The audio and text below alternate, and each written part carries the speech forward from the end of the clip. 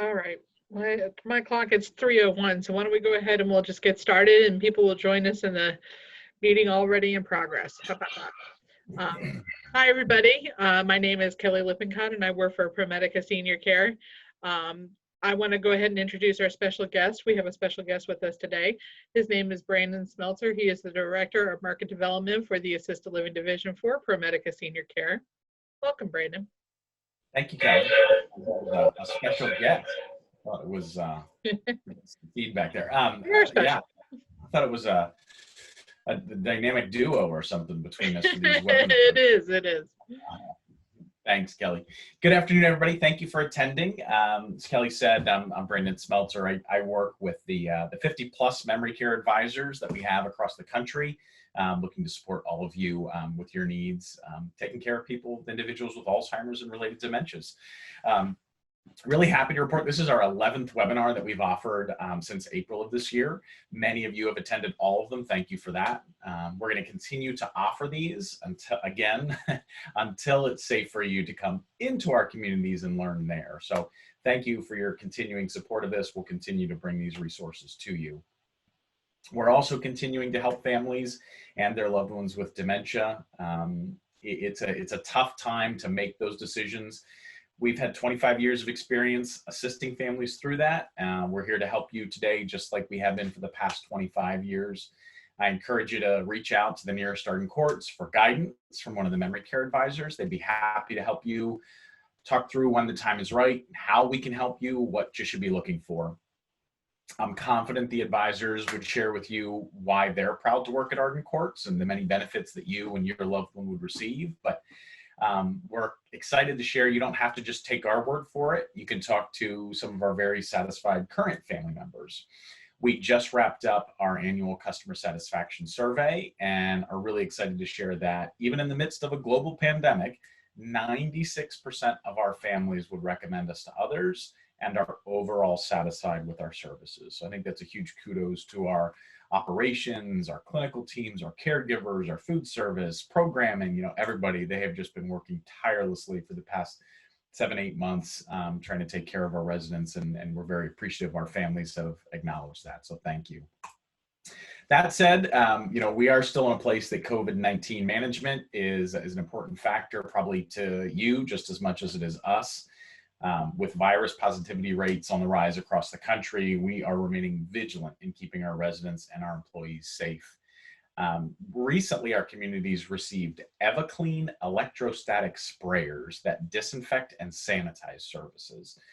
The same technology that airlines, fitness centers, schools, and other service-based organizations are using all over the world. So it gives us a tremendous advantage in fighting the virus, and it's a great complement to our already PPE utilization, hand hygiene, and social distancing. If you want to learn more about our response to COVID-19, and more importantly, how we meet the needs of individuals with Alzheimer's disease and related dementias, please reach out to your nearest Arden Courts. You can find the one closest to you by visiting arden-courts.com. During today's webinar, if you have questions about the information covered in the presentation or Arden Courts in general, please type them in the chat box and we will do our best to answer them at the end of the webinar. Or you can reach out to your nearest Arden Courts. Thanks again for joining today's webinar. Turn things back over to Kelly. Hi. Before I introduce our speaker, Gary Leblanc, today, I want to go ahead and just go over a couple of housekeeping items. Because we have so many people joining us on this call today, we're going to be utilizing the chat room like Brandon said. For those of you who don't know how to access the chat room, what I want you to do is take your cursor, move it towards the bottom of the screen, and in the middle of the bottom of your screen, you'll see a little thought bubble that says chat. Go ahead and type on that, and you'll have a box that appears over to the left or to the right. If you are going to be responding or asking any questions, I just want to make sure that you are responding to all panelists and attendees. You'll see that box towards the bottom of the chat box.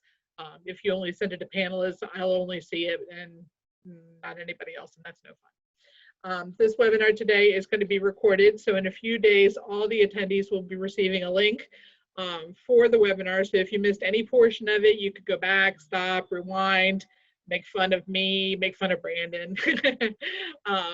It'll also have information about our next webinar that is coming up in December. So today I want to introduce our speaker. His name is Gary Leblanc.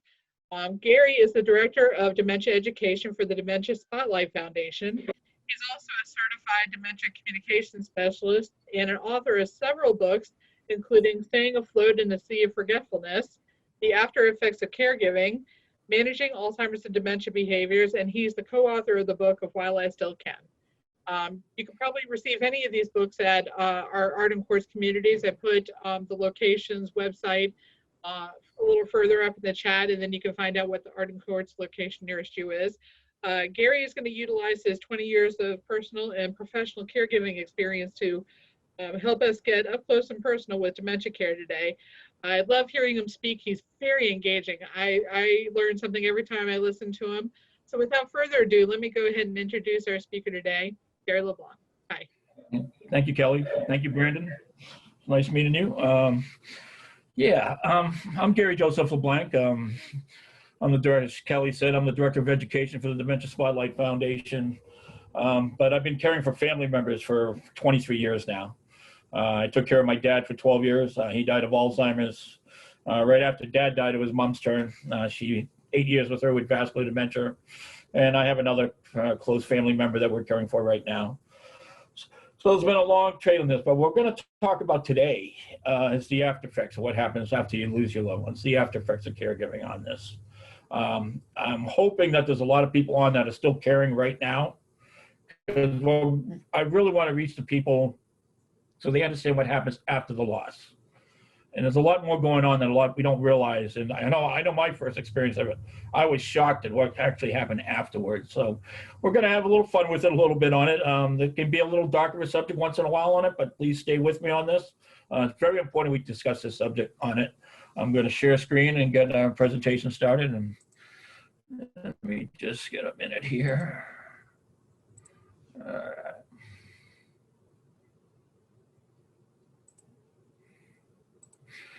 Okay. So out of the books that I've written on the after effects, caregiving was my second book that came out on this on it. And actually, after my dad died, about 2 years, I said, I realize I'm going through what I was not expecting to be going through. I said, I'm going to write a topic on this. I've been writing a weekly column for 12 years at that point on caregiving, on Common Sense Caregiving was the name of the column on it. So I started writing this book, The After Effects of Caregiving. And I got maybe about a third of the way, half the way through it. And I said, I'm not ready to write this. And I literally put the book back on the shelf for 2 years on it because I was still in the middle of all the experience that I was trying to create and talk to everybody about in the book. So I literally shelved the book for 2 years and then went back into it again, picked it up after I got a little bit more healing on it, on everything on it. So it was a different experience without a doubt on this, on it. You know, as your caregiver, like I said, you're caring for your dad, and it gets to the point where my dad becomes on hospice towards the end. So we know what's happening now. You know, he's getting closer and closer in his days of passing on it. So you don't really think about what's going on as much on it. You're thinking about what's happening right now as we go through this on it. And it wasn't until basically after hospice comes in one day, and they just told me, they go, Gary, he won't make it through the day. Well, my dad was a very stubborn man, and they had to tell me that for another 15 days. He wasn't going anywhere until he absolutely had to on it. But after he passed, we were in a whole different world here on this on it. I mean, it's like somebody shut this light switch off on me. So suddenly when my job was over, what I would consider over at this point on it, right? You know, I could go to the store if I want to. I could go wherever I wanted. I had all these fantasies building up in my head throughout the years. Like, when my dad's gone, I'm going to go visit old friends. I'm going to take a long vacation. I'm going to do all these plans. None of this really came into fruition on it. I really didn't even want to leave the driveway on this on it. But when my dad first passed, there was still that 1 week period where I'm making the funeral arrangements. I'm calling all the family members, letting them know he's passed and all this stuff going on. And I felt like I was still doing my caregiver duties, which I was. It was after the funeral that everything got into shock with me on it. It was literally like somebody shut this light switch off. And I really did not know what to do with myself after 12 years of caregiving on it. And it was a little shocking, and it was not what I expected. So like I said, today, I'm hoping that we've got a lot of caregivers that are still caring for their loved ones right now. And I'm hoping there's a lot of ones that afterwards that have already gone through the after effects that might be stuck somewhere a little bit on it that we can discuss on what's actually going and building on this, on it. It's truly, it was a eye-opening situation on this. So basically you're caring for this person. And the one thing we all know, or we need to know at least about caregiving, is that caregiving is truly all about sacrifices. If you're a selfish person, I'm sorry, you're not going to be a good caregiver on it. And most of the caregivers I know, they're one of the strongest people I know out there. They're some of the best people I know out there on it. They're amazing on what we do to care for our loved ones and what we've given up in life to do this on it. So there was a pre-caregiving Gary, and there was a post-caregiving Gary. And then you got that little middle in between on it. I came out of this not the same person. I am not the same Gary I was when I walked into this on it. When I started caring for my dad, before I even took care of my dad, I was working 2 jobs, right? Going 100 miles an hour. I mean, just constantly moving, never slowed down. And also now I'm caring for my dad with Alzheimer's on this deal in it. And I actually, as to halfway through this caregiving, all of a sudden I felt like I had that yellow school bus right in front of me that I just could not pass. And I had to learn to slow down on it because it wasn't good for him. I'm like, come on, Dad, we're going to go do this. I was just driving him nuts. I was driving myself nuts at this point on it. So there's a lot of things that we have to adapt to. And this all takes practice on this. But the new Gary, the Gary today, I'm way more passionate. I have way more patience. All right. I mean, I'm a better person. Some people might disagree with me. That's fine. But I mean, this is just the way I feel about this on it. This is going to be a life-changing experience for you. And I think it comes out, you're going to be better in the end. It's going to make you stronger. It's going to make a lot of things on it. Right now, when you're caregiving, it's hard to see out of that caregiving box on it. But we have to take a little broader look at everything as we go through this on it. So unbeknownst to me, the human heart is bravely going to take on the more noble task and identity of becoming a caregiver. No. The changes that's going to happen for you inside you right now, I can't tell you how you're going to change on it, but I think you're going to come out of this with a better and stronger in the long run. It's going to take a while. But eventually you're going to see what I'm talking about on all this on it. There's a lot of things that we're going to have to go through and adjust on it afterwards on it. In the midst of change, we often discover we have wings that we knew we never had. I mean, caregiving is hard. There's no question about it. But most of us we're doing a good job at this on it. We're doing the best we can. We're giving a better quality of life to the person that we're loving on it. Not everybody can do this. And matter of fact, the ones that can't do it, that are having a hard time doing it, sometimes we need to bow out a little bit and maybe get somebody else in there that can on it. Not everybody can do this job. I'm sure that you guys are all doing great at this on it. And you know what I'm talking about if you've been there on the difficulties that we manage going through the caregiving of people with dementia on it. Any life-threatening disease is going to be hard caring for anybody with dementia. They has a lot more. It might be a longer process. There's so much more that happening and going on with this on it.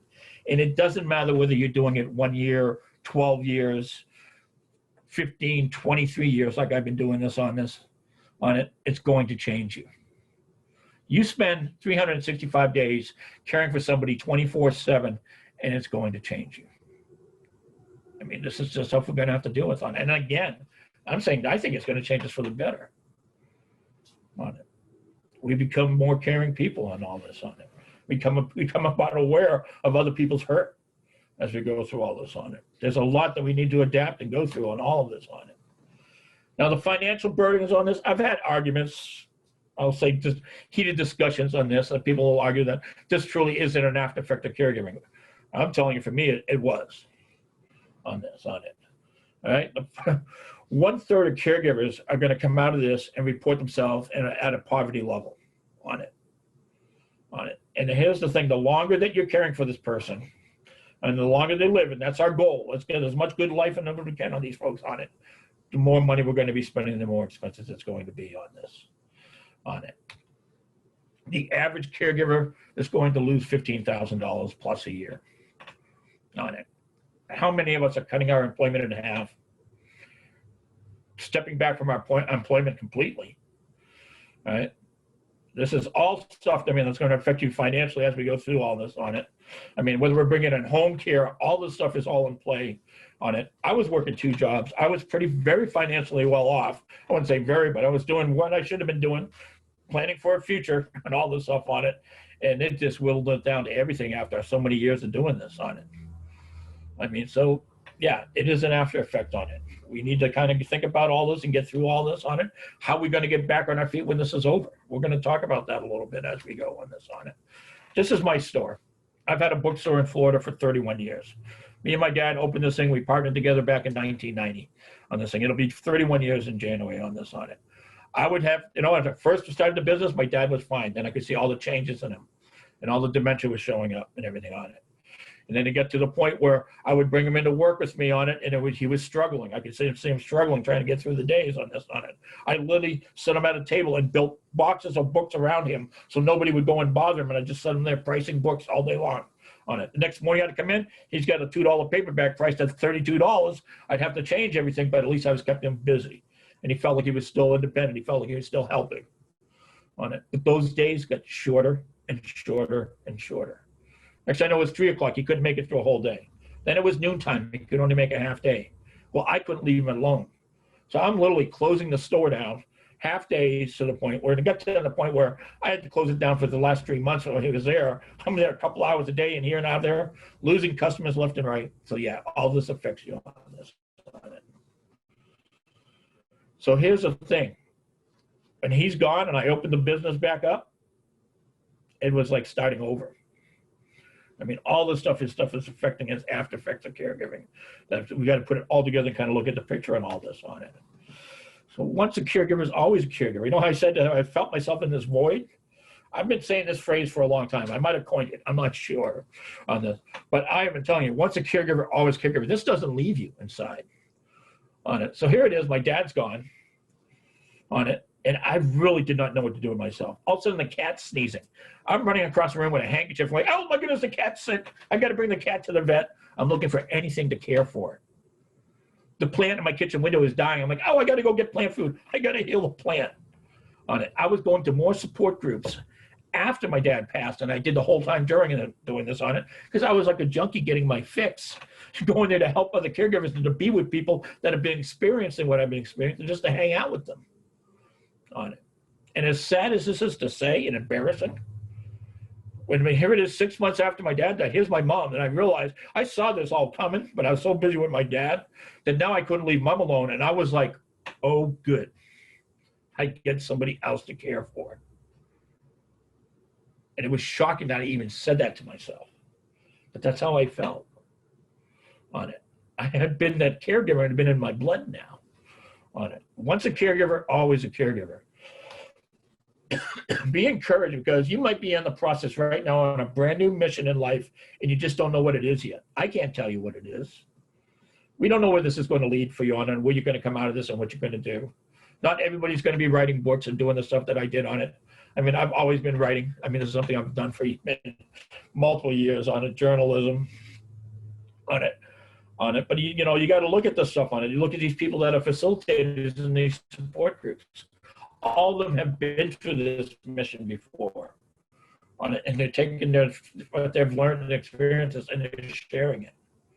So there's certain things that we're all going to do that it's all actually going to be a healing process for us as we go through the stuff on it. I've been doing educating on dementia care, sheriff's department, health department throughout the states on it, and about 4 or 5 years ago, this word started popping all over the place. Caregiver syndrome, caregiver syndrome. It's basically the new political term for caregiver burnout on it. And I got a big cat walking around in front of me over here. Excuse me on that. On it. Yeah. We have to start taking care of ourselves. We all know that. And you're not going to talk to anybody talking about dementia and caring for caregivers, how you got to take care of the caregiver too on it. But there's a lot of things we need to realize as we're going through on it. That's similar to other things that I just want to talk about for a minute. And due to the physical and mental demands of caregiving, studies have found high elevated levels of stress hormones that are circling in through caregivers' bodies from the stress of caregiving, right? And it's almost identical to post-traumatic stress disorder. Right? So many healthcare professionals are now calling this caregiver syndrome on it. But here's the thing. We know if somebody gets hurt or in a traumatic situation where they need to be treated for PSTD on it, right? We take care of these folks. We get these folks coming home from war, right? For post-traumatic stress disorder, we take care of these folks. We need to start looking to turn this around a little bit and thinking about how are we going to take care of our caregivers? Because if the symptoms are the same, there's something that should be telling us right there as we go through this on it. When I'm out speaking in public, which this year COVID has took over axe to that, man, just wipe that all out there. I'll be sitting there and I'll talk to the crowd and I go, how many people here that are caregiving right now are experiencing any of these symptoms? Grief, anxiety, resentment, anger, fear, helplessness, despair, depression, right? Any of these symptoms, anybody experience it? And every single hand's in the air. And then I'll ask them, I go, how many of you experienced at least 2 of these? No hands are going down. I'm not going to go any further. I'm not going to make anybody keep their hand in the air for the rest of the thing on it. But these are actually all the same symptoms of basically post-traumatic stress disorder as well. Right? So there's a lot here that we've got to kind of put the whole picture together and look at as we go through this on it. And we got to take care of ourselves, health-wise, mental-wise, physically. I mean, we really got to do this all on it. And then the sleep disorder. You know, it was 11 months after my dad died. And I went and I laid down one night, went to bed. And I woke up next morning. And you know when you wake up and you all this confusion there, you don't know if it's 7 in the morning, you don't know if it's 7 o'clock at night. You know, all this confusion is in place, man. I just didn't know what was going on. And I realized it was 7 in the morning. And then I started thinking, I go, man, this is the first night that I have slept through the whole night. Well, obviously since my dad had died. But I'm talking 3, 4, 5 years ahead of that. As a caregiver, we're basically learning to sleep in one eye and one ear open. We're living in cat naps. I mean, the further they advance, you got to stay alert. I'm laying down in bed one night, and here it is 3 in the morning. I hear my back door open. Here's my dad running out the back door. I'm like, I got to get out of bed. I'm like, hey, where are we going? He goes, got to go out and take a leak. Well, in my mind, my dad was in his childhood home. The outhouse was in the back, and he was on his way outside. If I didn't wake up, I had a problem. So, yeah, we all become light sleepers as caregivers. At least most of us do on this on it. All right? Man, I can't tell how many times I'd be laying at night, and all of a sudden I'd be finally closing my eyes, and I feel this little tap there on the shoulder. It'd be my dad. You sleeping? You sleeping? I'm like, I was. Or I'd open my eyes, and he's just standing on top of me, and I don't know, how long have you been there, right? Just staring at me while I'm sleeping on it. So, yeah, you learn to sleep easy and light on it. Good news is, this is me today. I lay down at night, man, I am done. I'm out, man, doing it. And the honest truth of the matter, it's embarrassing to tell you how early my bedtime has become. I mean, I won't even go with last night, man. I was out early on doing it on it, but this is progress. This is healing on it. So there's some things I just want you to know that's going to happen too. And I mean, that's not all of us are going to be different on this, but these are things we need to think about a little bit on it. So on it. And then of course we get the isolation during and after caregiving on this on it. As a caregiver, you know, I mean, you know, I had a friend of mine talking to a friend on the phone while I'm caring for my dad at one point. And I said to him, I go, you know, I feel like I'm alone all the time. He goes, how can you even say that? You're with your dad 24/7. You're never alone. And physically, he was actually correct. He was actually correct on this deal in it. I was never alone. But what I was starving for, what I was missing, and I hate to say this, but was an intelligent conversation. Me and my dad had conversations all the time. Right? But unfortunately, it probably was the same one 5 minutes ago. Might have been the same one yesterday, the same one earlier this morning on it. It was a repetitive conversation, a lot of stuff on dealing on it. That intelligent conversation, I was just looking for and starving for dealing on it. All right, so yeah, we get all through this isolation period on it. We got to realize stuff. Caregivers are going to experience a succinct decline in what we one time was an active social life. When I first started caring for my dad, I had friends call me up. Hey, Gary, we're all going bowling. You want to come? It's like, no, I can't. I got to stay with my dad. I got to stay and watch my dad on it. They call me up a week later. It's like, hey, Gary, we're going to the movies. You want to come? It's like, no, I can't. I got to stay with my dad. There was no third phone call on it. Right? At one point, I got my phone in a hand. I'm shaking the phone, going, "Hey, Mom, Bell, there's a problem." I can dial out, but nobody's dialing in. Right? Now, I learned my lesson the first one. Second round, round two with Mom. It's like, "Mom, get in the car. We're going to lunch. We're going out." We spend more time out there on the road doing different stuff on it. I learned 23 years ago when I started this with my dad, there was no information like we have today for caregiving, for dementia patients on it. We've come a long ways in a lot of categories on this on it. And one of the things is, man, socialism is good for everybody, including the person with dementia, of course, right? And for the caregiver. Right. So if you're there with your loved one, try to get out, man, as much as you can. I know right now with the COVID, it really puts a damper on all this. It makes things a lot more difficult as we go on it, but it's something we got to look at as we go through this on it. While taking care of your loved ones, man, you're going to think in this, and I did the same thing, that all your friends that are on hold, all your old friends, they're only on hold. This might not be the case. Maybe you got some good friends that have been with you from day one, and they've stuck with you. They supported you. These people are special. Hold on to them. But everybody's life keeps moving, right? They've got kids. They're raising their kids, man. Now you're caring for your loved one for 5, 6, 7 years, and now their kids are getting older. Everything in all those lives, and your life has kind of been this little standstill for a little bit, caring for your loved one, because this is our job as caregivers on it. So I just want you to know that something's, and then here's the best part of it all really on it. If you're going to support groups, this is fantastic. If you're not, you're truly making a mistake on it. And again, right now, because of COVID, you're not going to be one-to-one, but if you can at least do online support groups, you're getting that socialism going on to it. But some of these people you're going to meet at these meetings are going to be some of the best friends you ever met for the rest of your life. Because they're strong people just like you on it. And there's a reason why we all bond together. There's that brother and sisterhood as we go through this on it. All right. So we're gonna get this social life here. This man laying down here, we're gonna resurrect him. We're gonna dig him up and resurrect him and give this man a life again on it. So how are we gonna do this? How are we gonna regain a social life when this is all over? All right. We got to work at it. It isn't gonna be easy. You might want to just be sitting on that couch. You don't want to go out, man. You're kind of grieving. You got that grieving going on and everything's happening on it. But we got to force ourselves to get out and start living again. So what I want you to do, I want you to make a plan for tomorrow morning. I want you to go in your closet tomorrow morning, pull out some of your better clothes, something that makes you feel really good when you wear. And then I want you to go to Walmart and be the best dressed person in Walmart. We all know the Walmart jokes, how people dress in Walmart. I want you to be the best looking person dressed and walk into Walmart, get your shopping done, and get yourself out of that house and off that couch.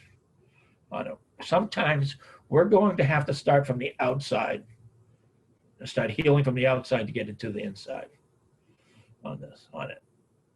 It's until you've experienced what I'm talking about, you might not get this. But trust me, these are the things that are going to be happening in the future. And if those of you that have already gone through this, or maybe going through it right now, you know what I'm talking about. As we go through this, you got to discover something that's going to bring spirit back in your life. I mean, if you were like quilting with the girls and all that stuff, you would need to get back to that. And the sooner the better. Yeah, we're all going to have to take some time after the loss to get ourselves to get there again on it. But you cannot let that time get too long, man, on it. Right? If you used to be fishing, man, and doing stuff, get back to doing that stuff. Get outside, man. Get some fresh air, man. Do your gardening. Do whatever it is, man. Something I can't tell you what it is because I don't know what you love and what you used to do. But you need to get back to it, whatever it is. Don't dismiss it, man, because this is all healing. Right? And then you're going to have the caregiver guilt. We all have caregiver guilt even while we're caregiving on it. But you're going to get double whammied in the end of this after the loss on it. The caregiver guilt right now on it, you might be caring for yourself, loved one, and we all get frustrated. You know, you're doing the same thing. Please, I ask you not to do that. And also here it is, they don't remember, they just do it right again on it. And next thing you know, these words come out of your mouth, and you're like, oh, I can't believe I just said that. You want to just bring the words back in, but it's too late. So yeah, you get this guilt coming over you and all this stuff on it. But after they're gone, you're going to get double whammy.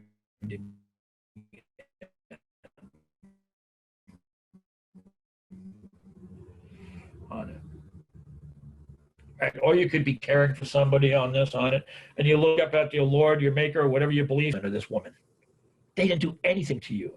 And then you're like, I just yelled at the Lord, right? There comes more caregiver guilt that's coming in as we go through this on it. So it's all on your beliefs and what you think on this deal. But, we have to not beat ourselves up on this stuff on it. And here's what's going to happen after the loss. You're going to be talking to a caregiver. You might go to a caregiver support group, or you're talking to somebody, another caregiver on the phone. And they're going to say, man, I've been doing this new procedure with mom, and my God, the difference is unbelievable. I can't believe how much this is helping her. And you're going to be inside, you're going to be saying, how did I not know that? Maybe if I knew that, they'd still be with us here today, and you cannot go there because it's going to just burn you. It's going to beat you up on it. Instead, we have to start thinking about the quality of life that you single-handedly gave this person. We're doing amazing things with these folks on it. This is where we got to go on it. Where would they be? I mean, seriously on this. The single-handed quality of life that you're giving these people is what we need to concentrate on this, and not try to let this guilt come in. Guilt is a very powerful emotion on it. And there's a reason for guilt. It's here for a reason.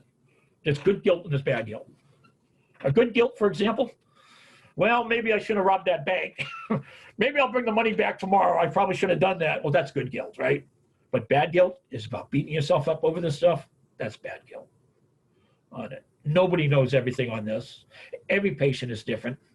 Every caregiver is different. Every household is different. So none of us are going to get this perfect. It's impossible on it.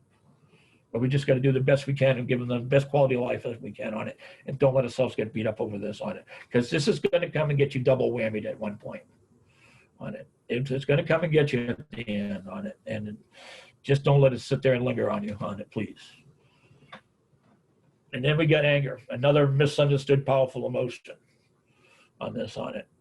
The biggest complaint I have, no matter what part of the country I'm speaking in, is people will come up, caregivers will come up to me and go, Gary, I am the only one in the family doing anything to help this person.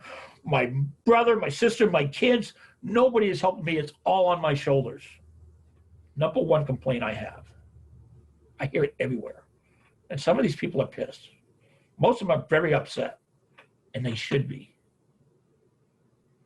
Because sometimes if we don't get upset, we're not going to say anything.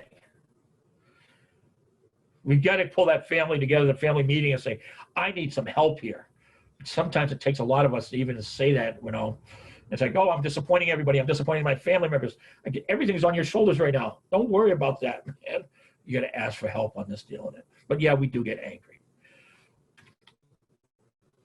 The most dangerous part about this emotion is how we exhibit it, right? With a little self-control, and that's going to take practice, then we can let out little short bursts of emotions of anger dealing it. And that's when we say, hey, please, I need some help. Come on, dealing it. You get upset, you get mad on it. So this is a beneficial part of the stress reliever. But don't get me wrong. I'm not saying we all need to be walking around angry here on it, but sometimes we need to use this emotion to give us enough courage to do what we need to get done on it. So there is, just like the guilt, there's a good guilt and a bad guilt. And I'm not saying there's a good anger, but there's times that we need to use it as a powerful emotion to help us get through this on it. So there's a lot going on here that we need to all consider as we go on it. And then the pain and depression. This is a tough thing on it. I mean, as caregiving on it, what I'm normally done, I'm talking about dementia care on most of the webinars and presentations I do. I'll explain to everybody how we need to be very careful with the patient, the whoever we're caring about, on their depression. Because depression by itself can create symptoms of dementia. So if you're caring for your loved one and you're seeing symptoms of depression, and now you get the dementia coming out of the depression, you get dementia coming out of, let's say, Alzheimer's, you're stacking the two on top of each other. You wonder why this person is such a cognitive mess, right? But we have to be careful with the caregivers too. Because I'm going to tell you another thing. One of the other questions I keep getting to me all the time on it. Number two, let's say, Gary, is dementia contagious? Because I swear to God, now I think I have it. The basic thing is they get it contracted from their loved ones on this. What's actually happening is that caregiver is actually going through bouts of depression, just like their loved one that they're caring for, and they're getting symptoms of depression coming out of the dementia coming out of the depression. the caregiving depression. So we have to address this stuff and be careful with all this on it. After the loss of a loved one, certain side effects are going to linger on this on it. 45% of former caregivers will go through mild to severe depression for up to 2 to 3 years. Well, here's what's happening in most cases. You're grieving. We're all supposed to grieve. But actually what's happening in a lot of cases, we're grieving and we get depression at the same time. And these two are getting tangled together where you can't tell them apart. So we think this is natural on it. We got to be very careful with this on it. When I say 2 to 3 years, I know caregivers that have been in clinical depression for over 10 years. They're probably never going to come out of it. You cannot let this get into clinical depression dealing on it. So we got to be very careful with this on it. You know, I'm not speaking in public. That was actually what was getting me out of the house after my dad. I'm traveling over the state. I'm out of state. I'm on planes. But when I got back home, I was home. I was in solitude, man. Doing it. I would find a mask in the morning. I would put it on my face. I'd go out and do what I had to do, and I'd come back. People were like, "Hey, Gary, come on. We're all going to have dinner after this event. You want to come and have dinner with us?" I go, "Oh no, I have to get back." I always had an excuse. Walter Cronkite was on the news, talking to everybody every night of the week, and the man was clinically depressed, and nobody even knew it. That man was wearing a mask. And finally, one day he came out, he told the whole country that the man was clinically depressed on this ailment, and he shocked everybody on this on it. You can hide this stuff really well. I did it. I hid it. And I'm going to tell you, you need to take care of this stuff on it. Right? I had 4 visits to my doctor. And every time I left the house, I go, I am going to go there. I am going to talk about what I'm going through and my experiencing on this ailment. And 3 of those 4 times, I walked out of that office with not enough guts to say it. Because here's the thing. This was my dad's doctor. This was my family doctor. I didn't want to disappoint him. The one man that's supposed to be out there to help me is the man that I was trying not to disappoint. And finally, on the 4th visit, man, I just walked in that office. I go, I am not coming home without talking to this man, right? And I just finally got a doctor that was like, Gary, how you doing? And I looked at that man. I said, Doctor, I'm depressed. Now, this was 2.5 years after my dad died on this deal. Nobody knew it. And I'm going to say, just when those words left my mouth, I felt like this little chunk of coal crumble a little bit. And it was the start of the healing process on that. He gave me a 6-month script for an antidepressant. I didn't like it. I took it for the 6 months, but that was just enough to jumpstart me to get me back on the right track. I am fine now. I'm going through this on it. But I mean, if I didn't ask for help, I don't know where I would have been right now on this on it. Because honestly, you get the grieving going on. I'm caring for mom at this point on it. I'm trying to, all the stuff's happening at the same time on all this on it. And I could not get those words out of my mouth. Do not be afraid to discuss this with your physicians. It's all of us that are going through a lot of this on it. We need to discuss it. And like I said, that grieving and depression is going to get tangled. And you think this is normal. Okay? Please do yourself a favor and be honest with your doctor on it. You don't have to tell the world, man, but at least talk to the one person that's there to help you, right? On it, and the solitude on it. We are all going to be at this point where, you know, we're just going to just sit on the couch with a blanket wrapped around us after the loss, and we're just going to feel comfortable at home, and this is what's going to do it. But this gets too comfortable, maybe to a point, and we need to get out of the house, man. You cannot just stay at home. If your neighbor comes up to you and says, hey, Gary, your car hasn't moved in 2 weeks. Is everything going okay? Right? They're probably seeing something you're not, or you're just denying it. You're just in there in denial, and you know it's happening. You just don't want to admit it on it, right? So if they're seeing something that you're not seeing, or you're just ignoring the situation, you need to get it better on it. And we're all going to need that time. I'm not saying this has to be tomorrow, the day after, you know, the loss and the stealing on it, but we got to heal, and we got to heal correctly on it, just like everything as we go through this on it. Writing this book, The After Effects of Caregiving, I did a lot of research. I spent a lot of time on all the books I write, you know, always researching. It's one of the things I love about writing, to be honest with it on it. And I started looking at traditions and different cultures all the way back. I mean, all the way back on it, and looking for a common denominator of how all cultures or different cultures are doing through grieving and loss. And the one common denominator I found I mean, all the way back to the year 1000, right, was food on it. It was whatever, everybody's got, you know, they're bringing in food, they're coming in doing it. It goes way, way, way back on it, all right, family traditions. So here we got comfort food. You got wakes. Everybody's bringing food to the wakes. Somebody dies. You know, the purpose of that in the early days on it is like, okay, here's enough food for you for a week. You don't have to worry about the next week. It's all on us. You know, we're going to fill your fridge on it and this dealing on it. We got to be careful with this too on it. The comfort food is called comfort foods for a reason on it. And unfortunately for some of us, you know, that temporary comfort that we attain from eating these what we call comfort foods doesn't just stop after the funeral on it. That depression and grief and comfort food and eating together, this all goes hand in hand.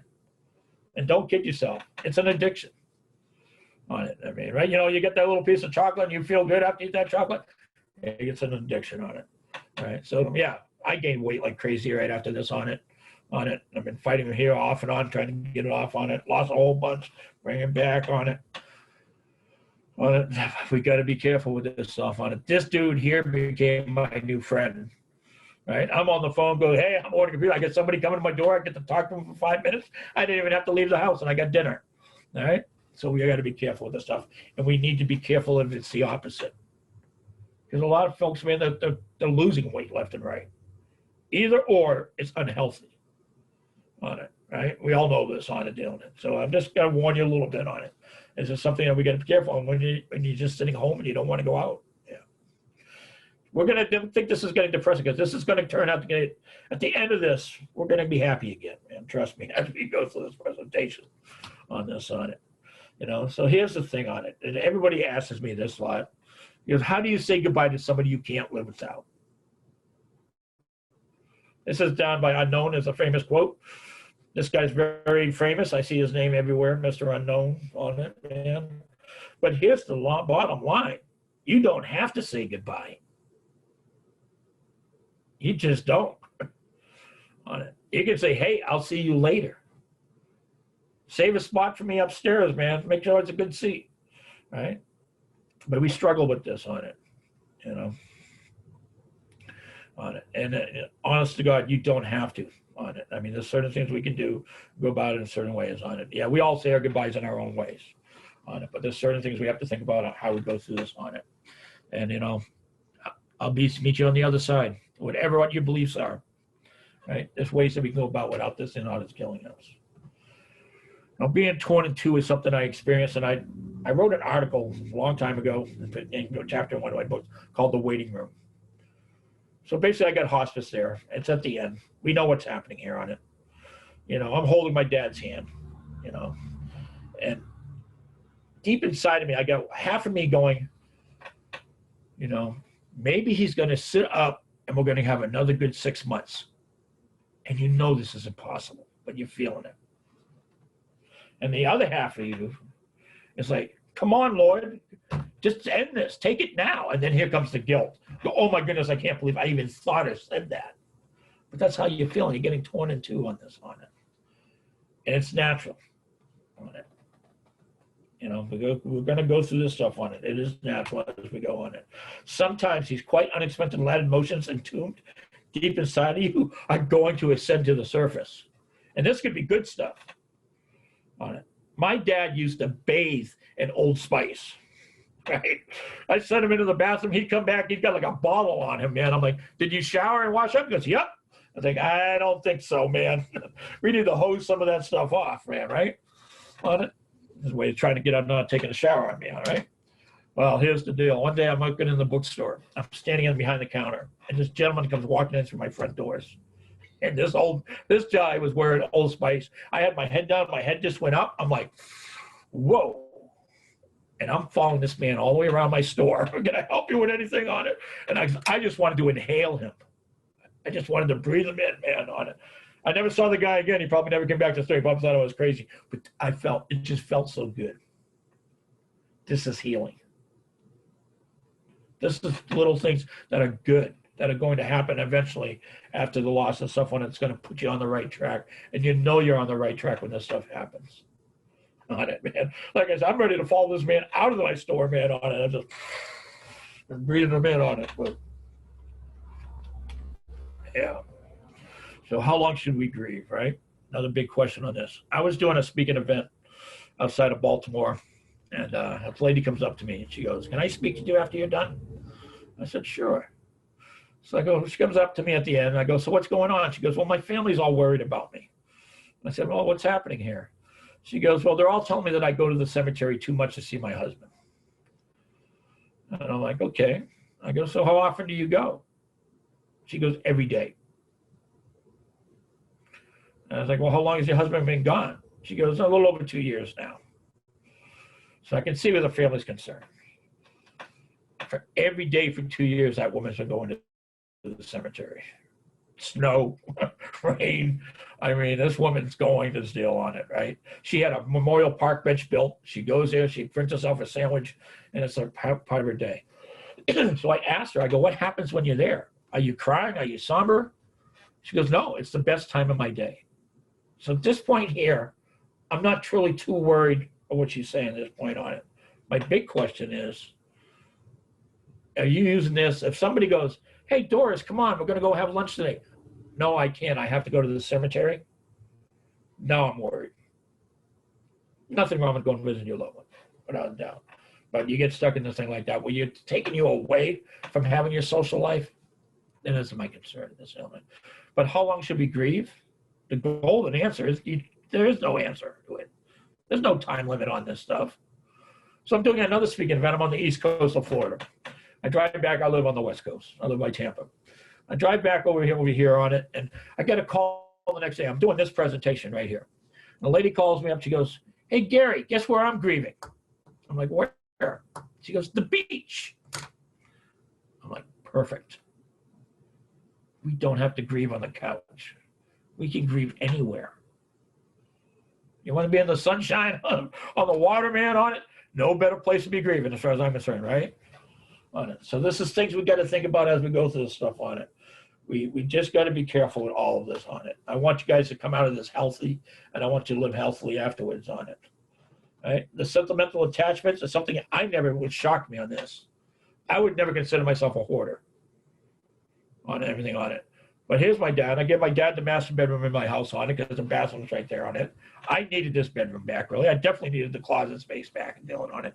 Here's 6 months later, and I'm opening up his top drawer on it, full of, my father always had these, cloth napkins, man. Napkins, silk napkins on it, man. Whole top shelf on it. Oh, I can't throw that away. There's probably 70 of them in there. That was my dad's. I'm like, what is going on with me? After 6 months, I called up my sister and I said, "Hey, can you do me a favor? Can you come over here? And I don't care what you do with his clothing on stuff, just take it. And I don't even want to know where it goes." She brought it all down to Salvation Army dealing on it. She came the next day, her and her friends, they took everything out of there on it, but I couldn't do it. And like I said, it's just a sentimental attachment I didn't even think I would have on all this stuff on it for stuff that I didn't even need. I've got caregivers I talk to all the time. I get this woman I know up in Charlotte, North Carolina. Her mother's been gone about 11 years, and that house of her mother's has been sitting there exactly the way she left it with nobody in it. Because she can't get herself to even sell it or rent it. That was my mom's house. Well, the woman doesn't need two houses. The house is now rotting on this stuff on it. There's times where we might need a little bit of outside help on this on it. Do your research on this. Find a good estate service. Come there and help you get rid of the stuff, liquidate stuff on it. Do your research, please. You got to find an honest company to work with on it. I'm not saying that they're, but there is some people that will take advantage of you on it. Maybe your loved ones have some stuff of good value that you don't know. So you need somebody honest that'll work with you on this on it. But I couldn't do this stuff myself on it. Every time I attempted, I just couldn't get myself to do it. So maybe an outside is a great way to go through this on it. I just had the urge where I couldn't throw anything away. And that is not me. I have no problem throwing stuff away. I mean, seriously on it. And so, we're in a changing culture on this on it. And we're, unfortunately, part of the research I'm doing, we're thinking about back in the 50s and 60s, we used to have wakes in our home. The funeral parlor would set everything up at the house. We'd have open casket at the house, because at these days back then, people are still traveling. You got family coming from maybe 3 states away. It takes them 2-3 days to get here and all this happening on it. So there's the casket. Everything would be at the den in the house doing it. Cousins are running around the house, chasing each other on it. It's like a family affair. All their comfort food is here on it. Today, we're in a hurry on everything. We don't do the stuff we did back 50, 60 years ago, 70 years ago on this stuff on it. We're like, okay, let's get them in the ground, gone, they're gone. Well, unfortunately, when we're talking about the old days, that gave time for everybody to say their goodbyes. And it gave time for closure. Sometimes we do stuff very fast where there's no real closure for us, and we're looking for closure afterwards as we go through this on it. And it's something we got to just think about a little bit on it. And the children, they have after effects too. Harvard University has listed 5 ways in which children, no matter what age, need to cope with the lossing of a loved one on it. And unfortunately, as sometimes we try to be the strong ones. So we don't want the children to see us cry. We're in the bedroom, we're crying in the bedroom. Don't fool yourself. These kids know what's going on.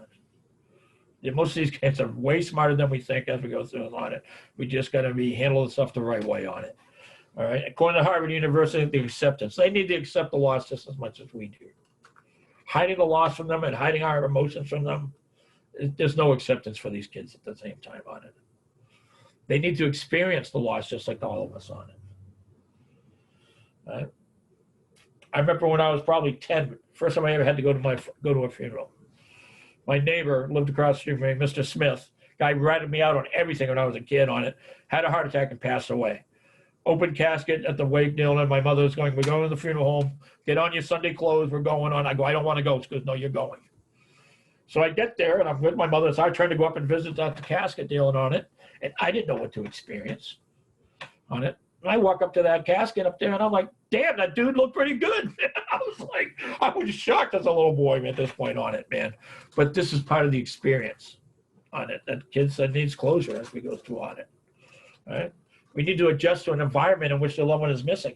If you got Uncle Joe, Grandpa Joe living at the house with you, and he's at that breakfast table every day, and also now he's no longer at that breakfast table, yeah, there's going to have to be an adjustment on it. We have to adjust with the kids. We got to find a way to remember them and honor the person with the children, with the child on it. And we need to be direct. We need to be careful. And say, oh, I'm so sorry about the loss. Your father is lost, the loss of your father. That kid might be interpreting that, hey, somebody needs to go find my dad. What do you mean he's lost? So we got to be a little bit more careful with our wordings sometimes on it. So sorry, Dad, that your dad died on it. We got to be a little bit more direct on it. But we got to be careful with this stuff on it. This is my backyard many years ago. All right, this tree, me and my brother planted this tree. It was about 5 feet tall. This is an old picture. That tree is this big around now and about 30 feet over the roof of my house at this point now. It's grown immensely on this little maple tree that I planted on it. But after we planted this tree, my brother committed suicide very shortly after on this deal. So this, to me, will always be my brother's tree. Right? I'll be mowing the lawn. I'll be driving by with the tractor, and I'll slap that tree going, idiot, right, on it. But, hey, that'll always be his tree. This is the stuff I mean by doing something with your children and stuff like that I love. When my dad died, my sister put a rock garden at her house over there. It was a memorial garden she put together for my dad. That was her way. I don't know what your way is going to be. But something like this, you go out there and you're actually putting some life in the ground there on it, and it's something to always remember that person by. This is good stuff. It's just how we get through a lot of this stuff on it. So, and the holidays, we got them coming. They're going to be here. They're going to be here next week, man. We got them coming, right? Some of it's going to be difficult on it, but there's ways we can get through this stuff. It's going to be so much easier for you. It's going to be easier for everybody if we get stuff handled right and correctly on it. And I'm not going to kid you. I mean, there are going to be tough times on this stuff on it. You got to sit down and write them a letter if you can. If you're doing a Christmas card list for everybody, write your loved one a Christmas card. Put it on the mantle. We don't want to forget about them.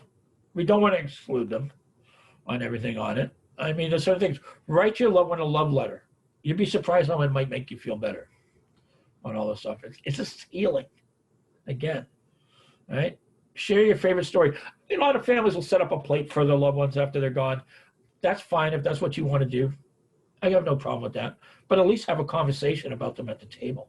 The good stories. Remember that last fishing trip we all took? You know, where they were dad, man. This is stuff that we need to talk about and keep the stories alive and keep them with us as we go through it on it. Tradition. If it's something that you always used to do together, don't stop. If you're hiding Easter eggs on Easter morning and all this stuff, this is something you need to take over and replace them on this, on it. Whatever it is. Doing the Christmas tree together or whatever, just whatever he liked to do on his part, you do it in their honor. On it. All right, light a candle in their honor, church, in the house, whatever it is you do on it, donate in their name. You can't go into the dollar store or the store without them trying to ask you if you want to have that dollars or muscular sclerosis or something like that on it. The amount doesn't matter. It's just putting something and putting their name on it. It's good stuff for all of us on it. We got to find these little things on it. These holidays may be some of the toughest terrain roads that we're going to travel, at least at first, but they will get better. And if somebody's asking you, hey, John, man, why don't you come over for Thanksgiving? Do not say no. You don't even have to do the dishes, maybe. I mean, go over there, have a whole meal, come home. At least you're not sitting at home all by yourself with this stuff on it. All right? We need to be good about all of this on it. And we're all different. We're all going to heal different. We're all going to experience stuff differently on it. But there's stuff we all need to think about. And this really bothered me. I got a chapter in the book about a friend of mine, lieutenant in the Navy. He met his wife in the Navy, right? They're both Navy professionals dealing on it. She ended up with Lewy body dementia. He took care of her. This man rolled up his sleeves and took care of his wife for 8 years and did an amazing job. Right? And I'm very good friends with the guy, always talking on the phone with him all the way through his campaign, his caregiving deal on it. Well, after his wife died, he go into the same church that him and his wife always went to. And he started sitting with this other woman who had just lost her husband, right about the same time. So there was a little bit of whispers going on in the church about, you know, what's going on? What are those two doing? They're sitting together on it. Then they started driving to the church together. He would pick her up and give her a ride to church and bring her home. They'd go have lunch after church. Whispers got a little bit louder. Right? And then about 6 months after this all started, he came in and announced that they want to get married and they want to get married in the church. There was no more whispering. These people were straight out. There is no way this man loved his wife if he could be doing this right now. There's no way she loved her husband. Look what's going on over here. Dealing on it. This is crazy. Of course he loved his wife. But these two people have just found a way to grieve together. That man still loves his wife. I'm dealing on it. Right? This was upsetting to me on when he's telling me the story when I've been doing over there on it. They ended up moving out of the state and started a new life because they weren't going to stay in that community anymore. They get to that point on it. So, I mean, this is, what is too soon to go and marry? I mean, if the ink's not dry on the death certificate, yeah, maybe that's a little too soon on it. I'm not telling anybody to go out and go look for a relationship on it. What happens, what happens. But these two were just learning to grieve and depending on each other. And they learned to heal together on it. And people are trying to take that away from them. And I think that's wrong. I'm sorry. But that's honestly how I feel on that on it. Right? They hadn't stopped loving their loved ones. They just decided to learn to grieve together on it. And it was healthy for both of them in the long run on it. And I love this part of what we're going to talk about right here on it. How do we get back into the workforce? How do we get back out in the field, out there, just start doing stuff for ourselves? How do we get out of the house? Well, we got a lot of opportunities to do this. Might be limited right now with the COVID, but this is going to go away eventually on this on it. But volunteerism is perfect. If you think you're going to get back in the workforce, you had to quit your job. You haven't had a job in, say, 7 or 8 years, 5 years, whatever it is. That is going to be the biggest red flag on your resume when you go try to apply for new work and deal with it right there off the bat on it. But you know what? Just go up there and go and volunteer. United Way, hospitals, churches, they're all looking for somebody to come in and help at this point on it, right? This is thinking, here's the deal. Go up to United Way because they're working on a project. Let's just say it's Stuff the Bus, the school season. You know, they drive these school buses at the stores. Everybody puts all the notepads, backpacks in there. They're always looking for people to unload these the buses and put everything in order on it. Say, can I work on this one project? Might be a 2-month project, whatever it is. When that 2 months is over, you ask them to write a letter of, what do you want to call it? A letter that you did a fantastic job, and you put that on your resume on it. Meanwhile, you're developing new talents, something you might not have done. I don't know what you're volunteering for on it, right? This could be a new career. Some of these nonprofits are one of the bigger hiring forces in our country right now. On it, and have been for many years on this deal and on it, right? You're learning, you're meeting new people, you're learning a whole different maybe career on it, and you're making a difference. You're doing something that's helping. This is ideal right here on it. This is perfect to get you out of the house, off the couch, set an alarm, think, oh, I have to be there volunteering at 9 o'clock tomorrow morning, and get you back into that lifestyle on it. Bottom line is going to get you out of the house and get you moving again on it, and put you like in some type of responsibility on it. And it could be amazing what you end up doing on this. You don't know on it. So please think about this as you go when you're done on it, as you go on it. We need to put a purpose back in our lives on this on it. I can't tell you what that purpose is, but we need to find a purpose for you on it. You have to find your purpose for you and put it back on your life on it. And volunteering just might be the key for you on this. Like I said, you might be in a whole different field that you've never done before in your life and you also like it. And like I said, you're meeting people, everything's all plus, all 100% plus for that all on it. Share your newfound wisdom on it. I'm not saying you need to become an educator and do what I'm doing or stuff like that on it, but just going to a support group and sharing your experience, helping other people on it. Even if you're talking about the loss of what you love, when these people don't understand what's happening just yet on, you share your newfound wisdom. We have stuff that we have just learned through this caregiving campaign that people are starving for. They're starving for this information, and we're holding it because we've been there, we're doing this, we've done this on it. The road to recovery is not going to be always easy on it, but there's certain things that's going to show you when we're getting there on it. These long car rides in solitude can be bad, man. I'm traveling, I'm speaking, and I'd be maybe a 4-hour drive down to South Florida or something like that, right? And every sad, sappy song is coming on the radio. I change the radio station, there's another sad song. I'm like, come on, man, give me a break, right? But when you can get from point A to point B with all this bothering you, this is a good sign. This is a sign you're healing. Seeing your loved one in your mind's eye that's actually making you smile when you just start thinking about the positive memories and the good times, and it's not upsetting you, this is positive. This is a sign of healing. Sunning, instead of dreading the sunrise in the morning, you're looking forward to getting out of bed and getting your day started. These are signs that we're looking for. They'll come. It's just going to take a bit on it. Everything takes a little time on this deal on it, but we got to make sure we get ourselves on the right track. Just like when somebody gets diagnosed with dementia, the earlier we put them on the right track, the better. This is the same thing. And to go through all this on it. If you've never heard Alan Wolfert speak, Dr. Alan Wolfert, the guy's written like 40 books on grieving and death and all this stuff on it. It's probably going to be the funnest death seminar you've ever gone to in your life. He'll have you stitches on dealing on it. But he's got this word sappy on it. And basically what it is, it's feeling sappy and happy at the same time. And he does a great job, and I'll explain this stuff onto it. He speaks all over international on it. If he happens to be in your neighborhood, man, do yourself a favor. Catch him. Highly recommend him on it. He has a camp in Colorado, a ranch over there, where people go and they grieve for 2 weeks. He helps everybody through the grieving process on it. And he has this name tag that everybody wears. And it says, I am currently under, hi, my name is Gary. I am currently under reconstruction on it. I just love the aspect of all of that on it. I mean, this is all good stuff on it as we go through it on it. After Effects of Caregiving, you're welcome to get it on Amazon. The Kindle's dirt cheap, like $2 on it.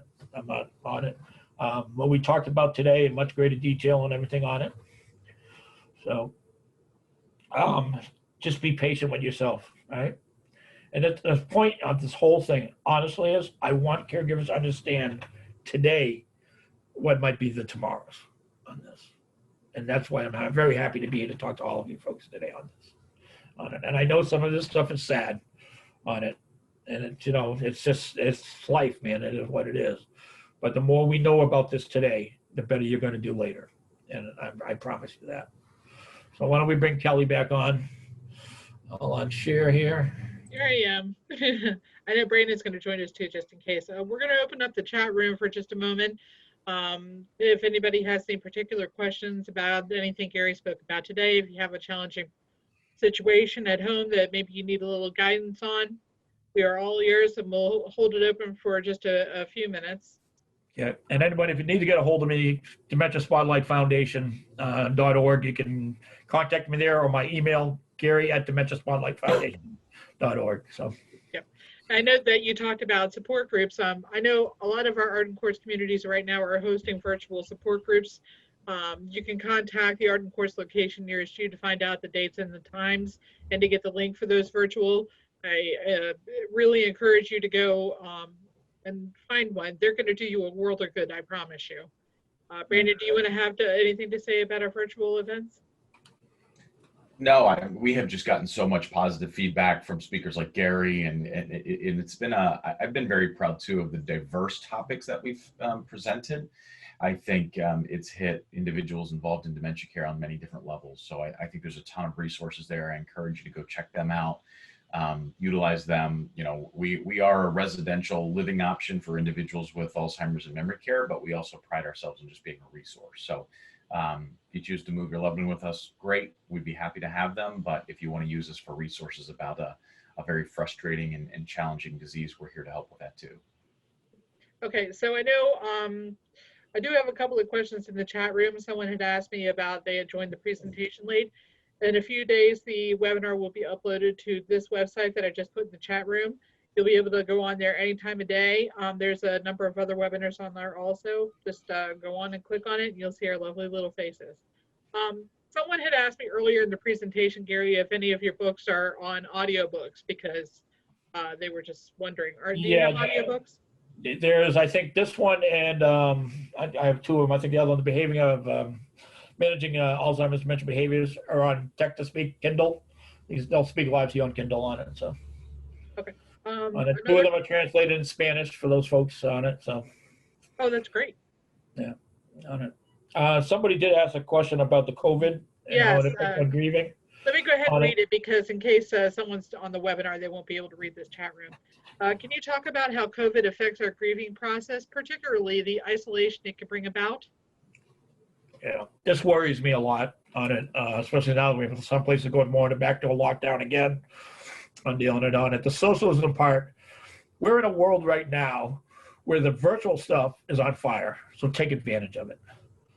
Virtual support groups are all over the place on it. We do 2 a week at Dementia Spotlight Foundation on it. You can always sign up through there on it.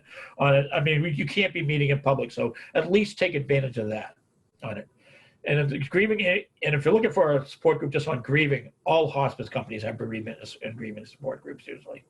So whatever hospice you bring in on there, I'm trying to put two answers to 2 questions together here on it. Just check with your hospice area, local hospice area. They all have grieving support groups pretty much, or bereavement counseling. But yeah, take advantage of, if you can't meet in person, at least Zoom. I mean, take advantage of this stuff on it. I mean, what, 10, 15 years ago, we wouldn't have this. I mean, so use the technology that's here today. Right. Are there any other questions in the support group? I mean, in the support group, in the chat room? How do you explain not feeling any emotions? Everybody's different. Don't beat yourself up over that on it. Actually, there was a gentleman here, his wife died, and his daughter was long distance caregiver. She lives living up in New England. He's down here in Florida.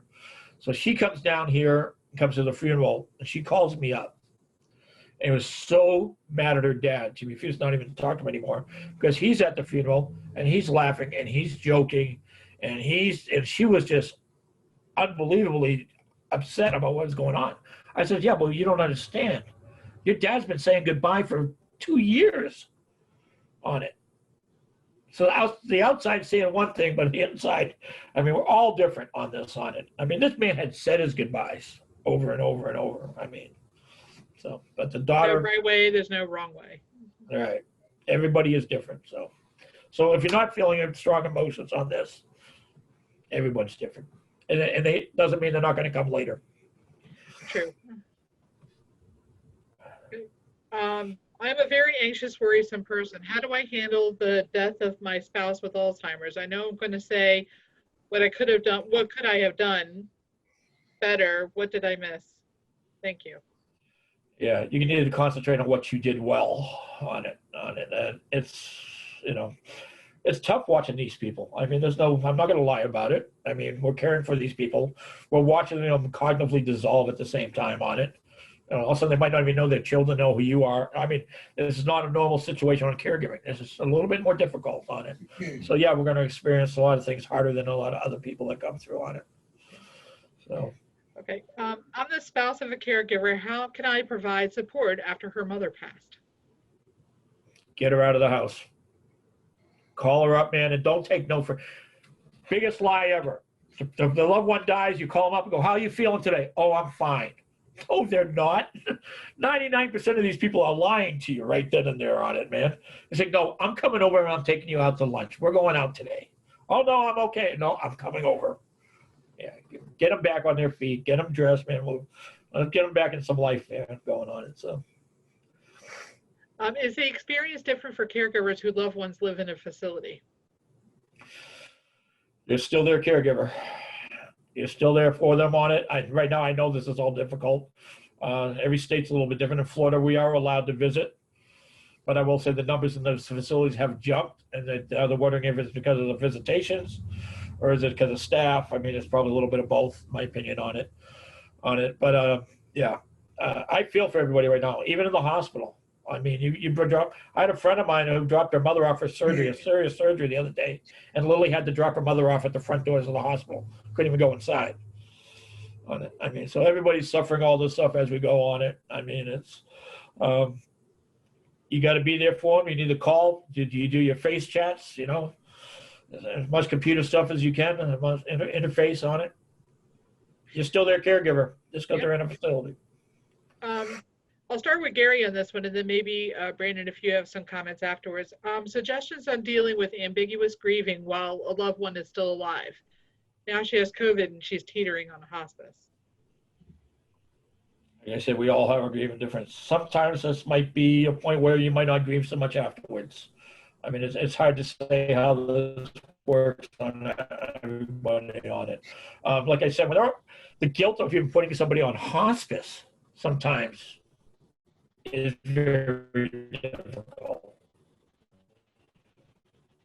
My dad's doctor was telling me for a year and a half, he goes, Gary, let me, because me. I was the one not ready to put my dad because I felt like I'd be giving up on him.